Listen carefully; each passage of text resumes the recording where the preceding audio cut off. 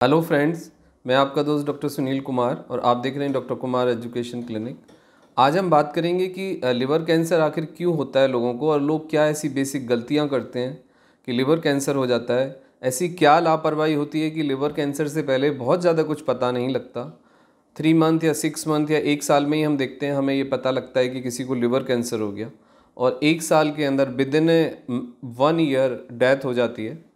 तो ऐसा आखिर क्यों होता है? पहले से आखिर क्यों नहीं समझ पाता पेशेंट, क्यों डॉक्टर नहीं उसको पकड़ पाते और क्यों इस तरह से होता है? तो आज हम इसको समझने की कोशिश करेंगे। 80% लिवर कैंसर के केसेस में सबसे बड़ी समस्या ये है कि बहुत ज़्यादा सिम्टम्स तो नहीं मिलते हैं, लेकिन फिर भी कुछ बेसिक बुनियादी सिम्टम्स हैं जो आपको मिलते हैं, तो आप उनको मतलब नेगलेक्ट ना करें। यदि उस तरह का कोई सिम्टम्स है तो आप डॉक्टर से परामर्श ज़रूर करें। लिवर कैंसर होने के पीछे जो सबसे बड़ा रीज़न है वो हेपेटाइटिस है और WHO ने हेपेटाइटिस बी को लिवर कैंसर के लिए बहुत ही क्रिटिकल और बहुत ही प्रोन कंडीशन माना है। और WHO के अनुसार hepatitis B can convert in a liver cancer in any age any time. मतलब कभी भी आपको वो रिस्क तो आपके साथ है ही, और यदि आपकी लिवर की कंडीशन ख़राब होगी, लिवर में कुछ पार्ट डैमेज होगा, तो फिर आपको कभी भी लिवर कैंसर हो सकता है।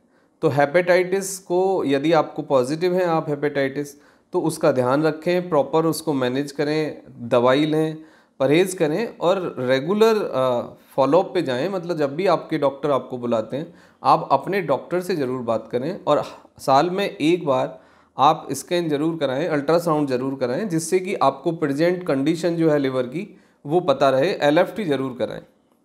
उसके बाद आता है कि यदि किसी को बहुत ज़्यादा एल्कोहलिक है, कोई इंसान एल्कोहलिक लिवर डिसीज़ है, यानी लिवर आपका जो एंजाइम्स हैं, लिवर के एंजाइम्स बार बार बढ़ते हैं, आपको बार बार जॉन्डिस होता है।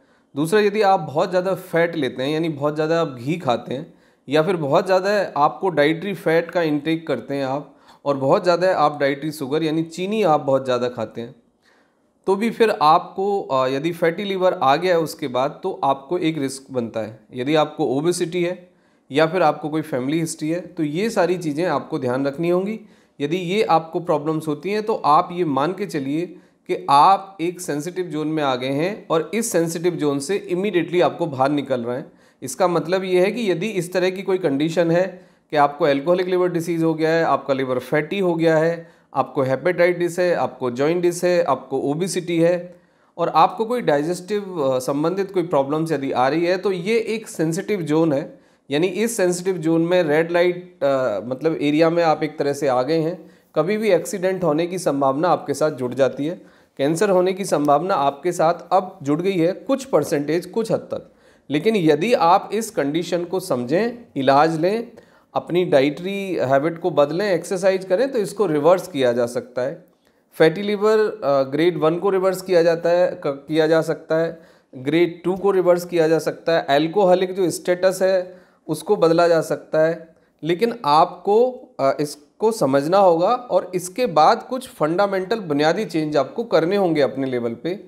स्मोक स्टॉप करें, अल्कोहल स्टॉप करें, सॉफ्ट ड्रिंक, कोल्ड ड्रिंक दोनों स्टॉप कर दें। जंक फूड, पैक फूड आप बिल्कुल ना खाएं।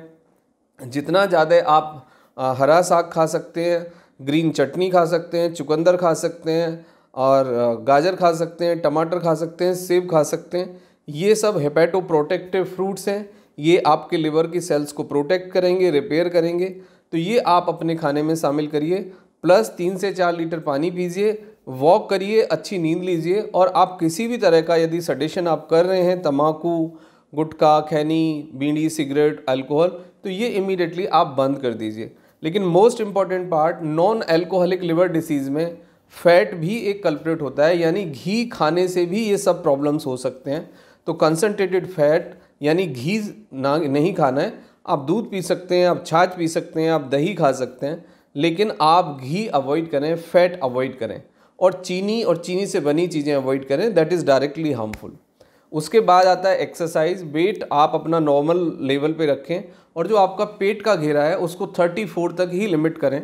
आपका घेरा यदि 30 से 34 के बीच रहता है तो is a completely good condition for your health. यदि बहुत ज़्यादा ओबीज आप होते हैं तो फिर आपको दिक्कत हो सकती है। अब मैं दूसरे पार्ट पे आता हूँ। लिवर के अंदर कोई भी इंजरी या लिवर के अंदर किसी भी तरह का गांठ यदि आपको दिखाई देता है, स्कैन में सामने आता है, तो जब तक हम उसको कोई दूसरी गांठ डिक्लेयर नहीं करते थे, यानी आपके डॉक्टर जब तक उस गांठ को कोई दूसरी गांठ नॉर्मल फैट सेल्स या फिर टीवी की गांठ या कोई और दूसरी गांठ डिक्लेयर नहीं कर देते, तब तक आप ये मान के चलिए कि वो कैंसर की गांठ है। और 90% केसेस में यदि लिवर में गांठ पड़ती है, लिवर के अंदर कोई गांठ दिखती है अराउंड 1 सेंटीमीटर, तो चांसेस संभावना इस बात की है कि वो लिवर कैंसर की शुरुआत होगी, यानी सीरियोसिस होगा।